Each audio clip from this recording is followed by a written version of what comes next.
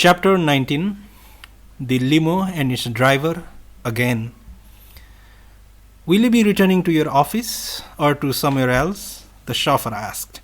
It was the same chauffeur from the trip out, but his manner seemed a bit more personable now. Guess he took to people easily. I gave my arms and legs a full stretch on the roomy back seat and considered where I should go. I had no intention of returning to the office.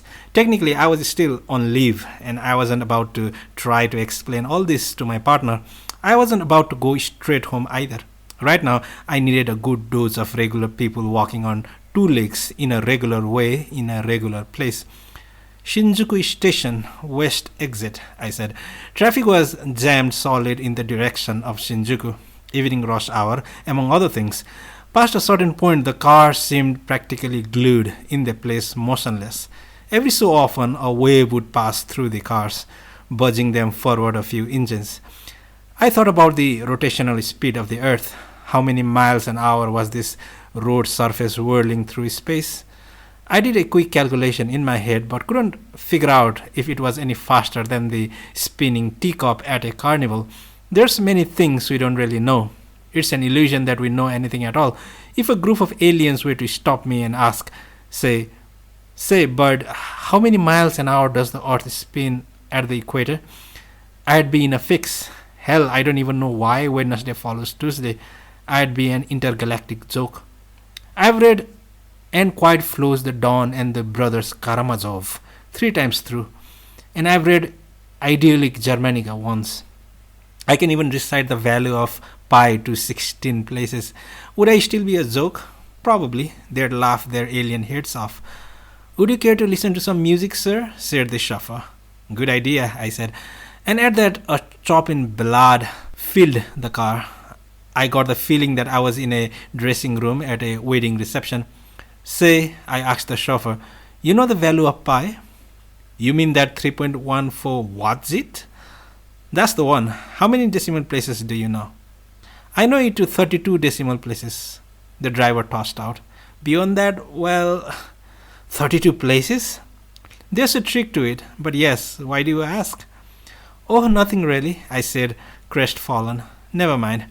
So we listened to Chopin as the limousine inched forward 10 yards. People in cars and buses around us glared at our monster vehicle, none too comfortable being the object of so much attention, even with the opaque windows.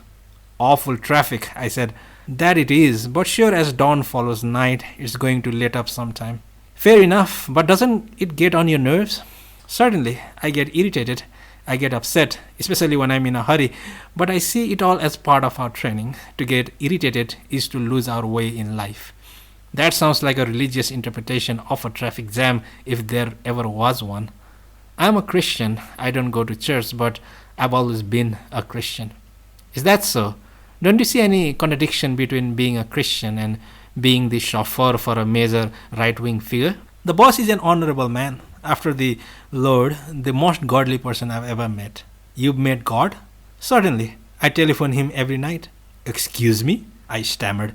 Things were starting to jumble up in my head again.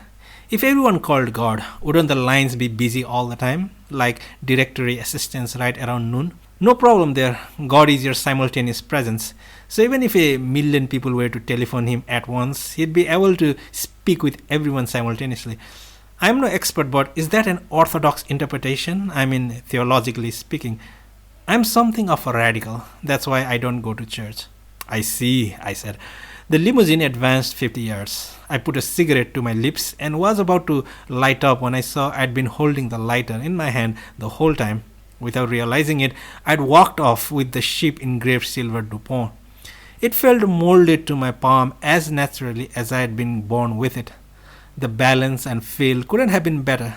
After a few seconds' thought, I decided it was mine. Who's going to miss a lighter or two?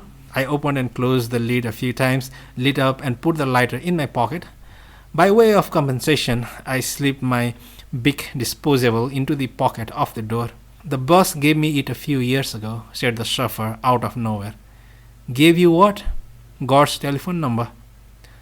I let out a groan so loud it drowned out everything else. Either I was going crazy or they were all Looney Tunes. He told just you alone in secret? Yes, just me. In secret. He's a fine gentleman. Would you care to get to know him? If possible, I said. Well then, it's Tokyo 945.